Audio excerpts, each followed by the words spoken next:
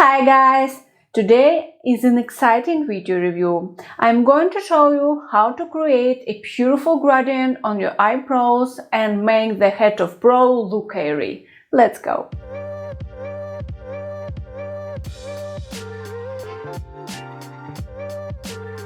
My name is Olga Yakovleva. I am permanent makeup artist, trainer, cosmetologist, tattoo artist, and your personal trainer for choosing professional equipment for your work.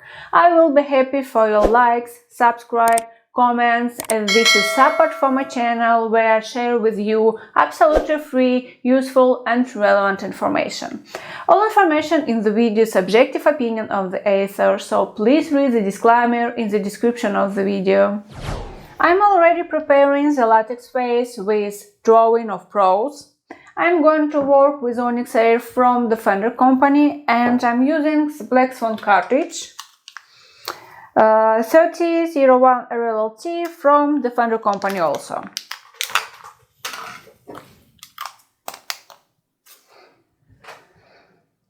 My working voltage 5.5. When I work, I always use the power protection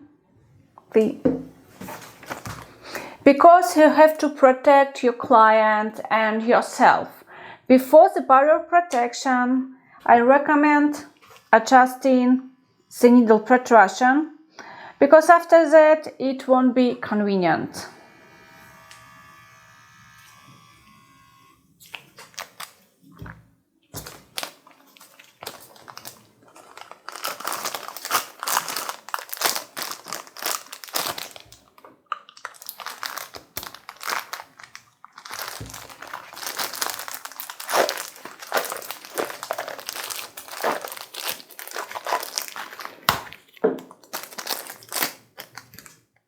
And before practical parts, I often talk about how should the powder brow looks like.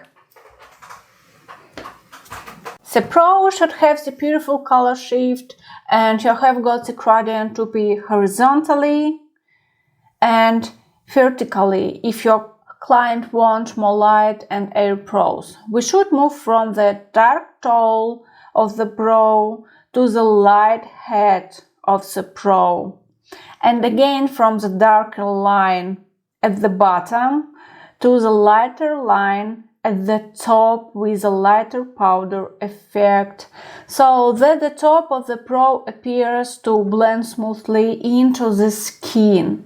But you must remember that this gradient technique doesn't fit for client with a strong asymmetry for eyebrows. I work in pendulum technique with an emphasis on yourself. I always say work carefully with the apex place where our brow has a bend. There is a little subcutaneous fat, the skin is thin, and you are able to put the pigment deeper than necessary. I recommend moving this place a little from the protruding bone of the brow ridge in process of work.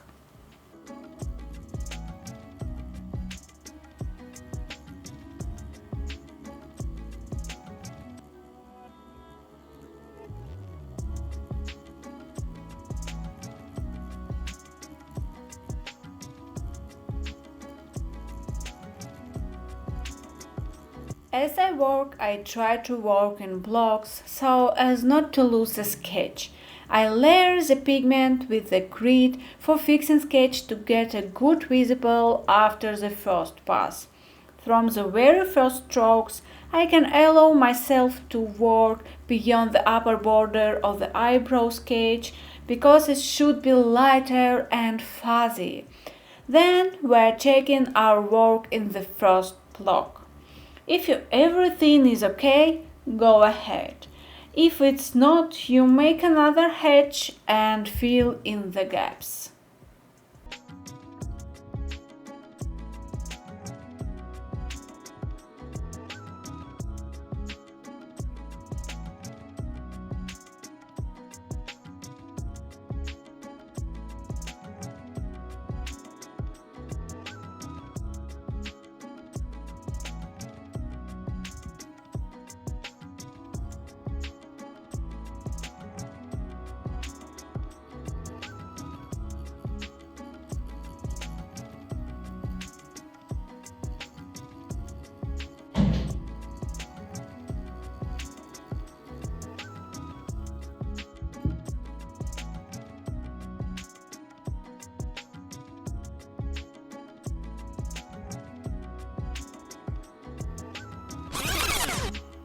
In the second block we repeat all again, and you remember that we always make layering strokes on the top of each other to avoid joints.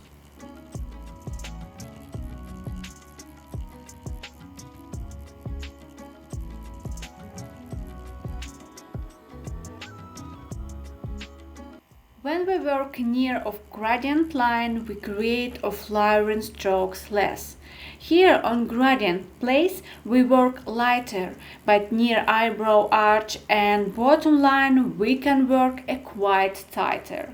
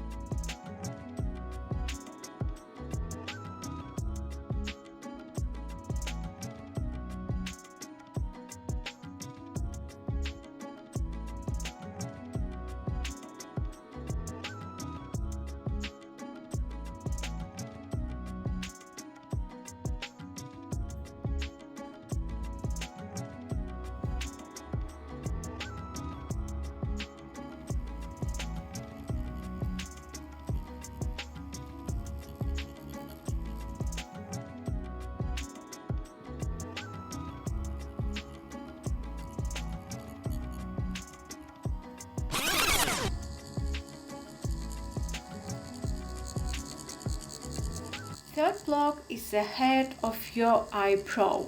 There we create head longer and less tight because it will be lighter and there. We don't afraid to work beyond the sketch. The lower border in the head of the eyebrow is also richer but not very tight.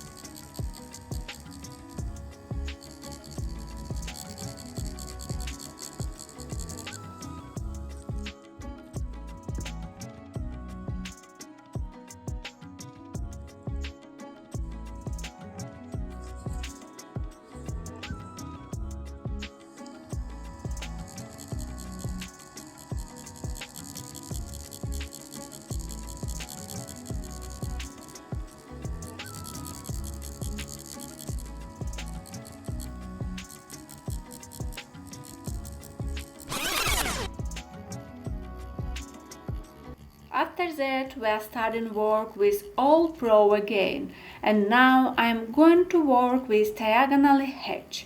It creates drawing more steadier.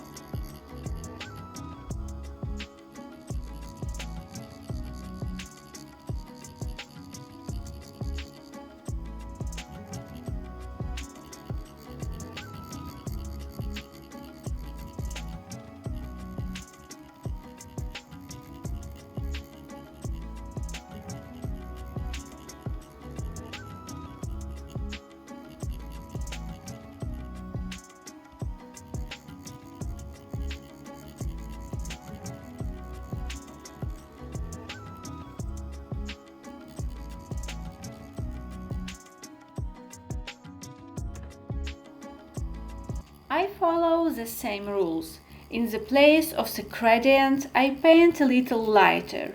In the place of the arch of the eyebrow and the bottom line, a little denser. We also go a little beyond the top line of the sketch.